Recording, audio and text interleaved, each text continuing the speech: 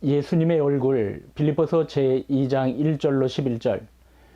그러므로 그리스도 안에 무슨 권면이나 사랑이 무슨 위로나 성령의 무슨 교제나 긍휼이나 자비가 있거든 마음을 같이하여 같은 사랑을 가지고 뜻을 합하여 한 마음을 품어 아무 일에든지 다툼이나 허영으로 하지 말고 오직 겸손한 마음으로 각각 자기보다 남을 낮게 여기고 각각 자기 일을 돌볼 분대로 또한 각각 다른 사람들의 일을 돌보아 나의 기쁨을 충만하게 하라.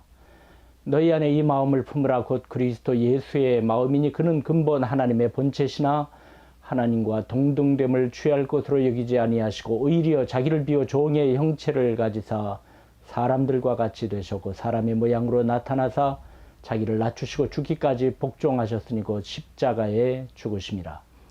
이러므로 하나님이 그를 지극히 높여 모든 이름 위에 뛰어난 이름을 주사 하늘에 있는 자들과 땅에 있는 자들과 땅 아래에 있는 자들로 모든 무릎을 예수의 이름에 꿇게 하시고 모든 입으로 예수 그리스도를 주라 시인하여 하나님 아버지께 영광을 돌리게 하셨느니라. 성도라면 예수님의 얼굴은 어떻게 생기셨을까 한 번쯤은 생각해 보기도 하였을 것입니다. 우리만 그랬을까요? 삭개오 같은 이는 예수님의 얼굴을 보기 위하여 나이와 체면을 불구하고 돌 무화과나무에 올라가기도 하였습니다. 죽은 자를 살리시고 병든 자를 고치시며 수많은 사람을 먹이시기도 하셨고 풍랑까지 잔잔하게 하신 예수님을 그 누군들 보기를 원하지 않으니가 없었겠지요. 부활하신 예수님을 뵌 제자 도마는 나의 주시며 나의 하나님이십니다라고 고백하지 않을 수 없었고 바람과 물결을 잠재우신 예수님의 모습을 보고 제자들은 한결같이 정말 하나님의 아들이십니다라고 고백하지 않을 수 없었습니다. 반면에 주님은 우리와 같이 연약한 육신을 가지사 피곤해 하셨고 줄이시어 배고파 하셨고 불쌍한 인생들을 보시고 눈물을 흘리셨습니다. 우리와 한결같이 고난도 당하셨고 시험도 받으셨고 목말라 하셨습니다. 성경은 예수님의 외모를 기록하지 않았습니다. 키가 크신지 작으신지 코가 오똑하신지 납작하신지 눈이 큰지 작은지 입술이 두꺼운지 얇은지 피부색이 하얀지 까무잡잡한지 기록이 없어요. 그래서 사람들은 상상하여 예수님의 얼굴을 그리게 되었고 여러 가지 예수님의 모습을 담은 그림이 있습니다. 이 그림도 3세기 이후에야 그리기 시작한 것입니다. 그러니 아무도 예수님의 얼굴을 모릅니다. 그렇다고 성경에 예수님의 모습을 전혀 언급하지 않은 것도 아닙니다. 우리의 마음의 눈으로 얼마든지 바라볼 수 있게 기록해 놓았습니다. 마태, 마가, 누가, 요한복음이 그러하고 계시록이 그러합니다. 한 가지 예를 들어볼까요? 계시록 1장 13절로 16절입니다. 촛대 사이에 인자 같은 이가 발에 끌리는 옷을 입고 가슴에 금띠를 띠고 그의 머리와 털의 시기가 흰 양털 같고 눈 같으며 그의 눈은 불꽃 같고 그의 발은 풀무불에 단련한 빛난 주석 같고 그의 음성은 맑은 물소리와 같으며 그의 오른손에 7별이 있고 그의 입에서 좌우에 날선검이 나오고 그 얼굴은 해가 힘있게 비치는 것 같더라. 예수님의 모습을 음성을 빛난 얼굴을 상상할 수 있겠죠. 우리의 마음의 눈으로 주님의 얼굴을 바라볼 수 있는 은혜가 충만히 임하시기를 축원드립니다. 첫째, 주님의 얼굴은 하나님의 영광이 가득하신 얼굴이십니다. 고린도후서 4장 6절을 볼까요? 어두운 데에 빛이 빛이라 말씀하셨던 그 하나님께서 예수 그리스도의 얼굴에 있는 하나님의 영광을 아는 빛을 우리 마음에 비추셨느니라. 예수님의 얼굴은 하나님의 영광이 나타나신 얼굴입니다. 앞서 살펴본 계시록에서도 해가 힘있게 비추는 것 같다고 하였지요. 그 주님의 얼굴 앞에 감추일 수 있는 것이 있을까요? 작은 티끌이라도 흠이라도 드러나고 말 것입니다. 우리는 서로 상대적인 죄를 말하고 있습니다. 난 깨끗하다 하지만 그 내면의 의미는 무엇입니까? 너보다는 깨끗하다입니다.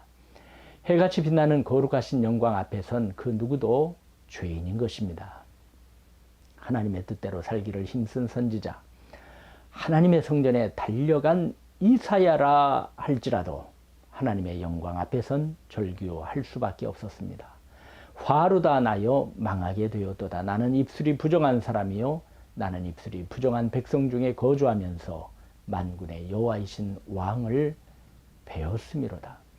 우리가 하나님의 영광의 빛 앞에서 내 모습을 바라볼 때만이 진짜 내 모습을 발견할 수 있고 주님은 치유하시는 영광으로 우리를 낫게 하시는 것입니다.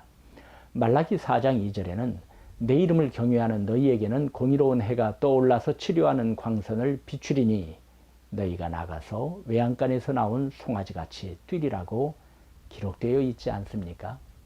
그 거룩하신 영광의 빛은 우리를 정죄하거나 심판하는 것이 아니라 다시금 예수님 앞에 나아갈 수 있는 은혜를 주십니다. 요한 사도는 3년 동안 예수님과 같이 생활하고 가장 가까이 주님을 모셔온 제자였지요. 그분이 요한복음 1장에 무엇라고 증거했는지 보세요. 말씀이 육신이 되어 우리 가운데 거하심에 우리가 그의 영광을 보니 아버지의 독생자의 영광이요 은혜와 진리가 충만하더라.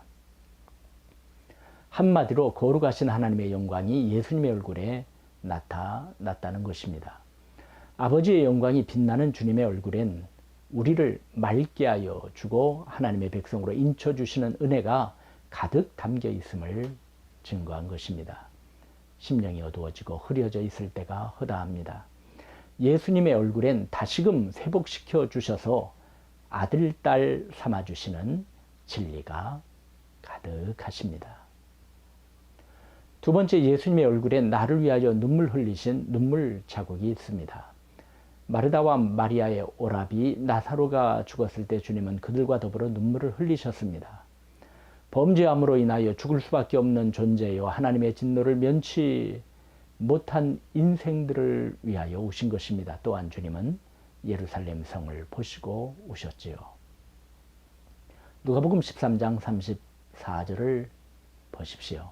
예루살렘아 예루살렘아 선지자들을 죽이고 내게 파송된 자들을 돌로 치는 자여 암탉이 제 새끼를 날개 아래 모음같이 내가 너희의 자녀를 모으려 한 일이 몇 번이냐.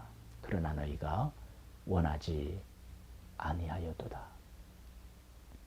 주님은 곧 망해버릴 예루살렘을 위하여 한탄하시고 슬퍼하신 것입니다.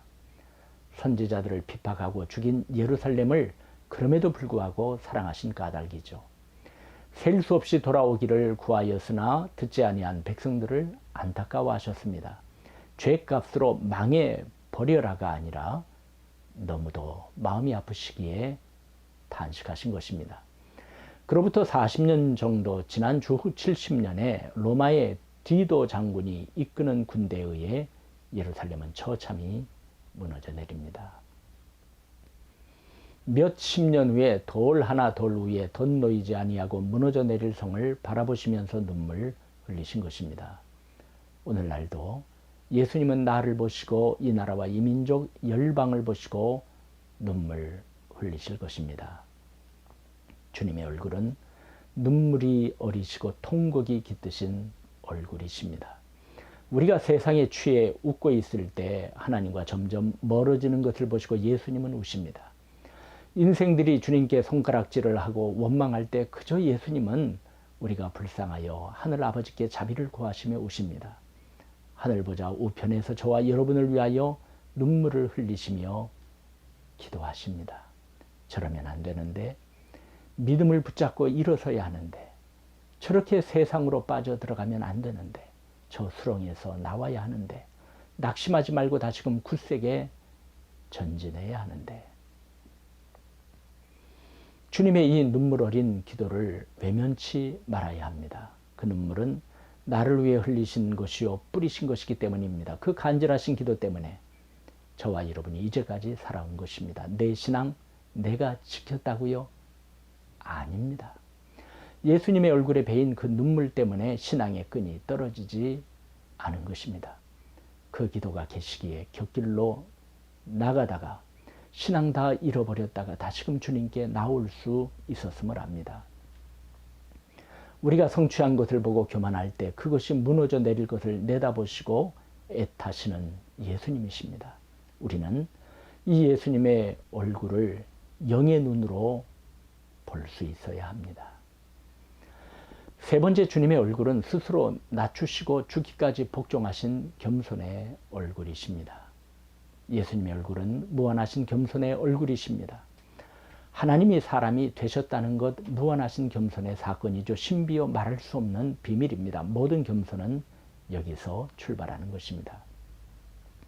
오늘도 하나님 앞에서 나를 내세워 교만할 때, 그 말씀에 순종하지 아니하고 목이 굳게 할 때도 주님은 말없이 겸손의 얼굴을 저와 여러분을 향하여 드실 것입니다. 베드로가 예수님을 3번 부인했을 때 닭이 울었습니다. 예수님께서는 이미 닭 울기 전에 내가 3번 나를 부인하리라 말씀하셨죠. 누가복음의 기록을 보면 베드로가 주님을 모른다고 부인할 때 예수님께서 돌이켜 베드로를 보셨다고 기록되어 있습니다. 주님과 베드로의 눈이 마주친 것입니다. 그때 예수님의 얼굴 표정은 어떠했을까요? 저는 겸손하신 얼굴이셨다고 생각합니다. 화내시지 아니하시고 처음부터 너가 그런 자일 것이다 알아보았다고 경멸의 얼굴을 드신 것이 아닙니다. 허리를 굽히사 쓰러진 베드로를 잡아 일으키시는 겸손의 얼굴이셨겠죠. 그래, 내가 너를 안다. 걱정하지 말아라. 너 다시 일어서면 된다. 주님은 말없이 겸손의 얼굴을 들어 베드로를 바라보신 것입니다. 그 얼굴이 지금 저와 여러분을 바라보고 계실 줄 믿습니다. 주위를 둘러보면 아무도 없는 듯 하지만 믿음의 눈을 들면 보이는 분 계십니다. 지금도 내 안에서 역사하시고 계시는 겸손하신 주님을 붙드시기 바랍니다. 이제 우리는 주님의 얼굴을 바라볼 수 있어야 하겠습니다. 이미 우리를 바라보고 계시는 주님의 얼굴을 앙망할 수 있어야 하겠습니다.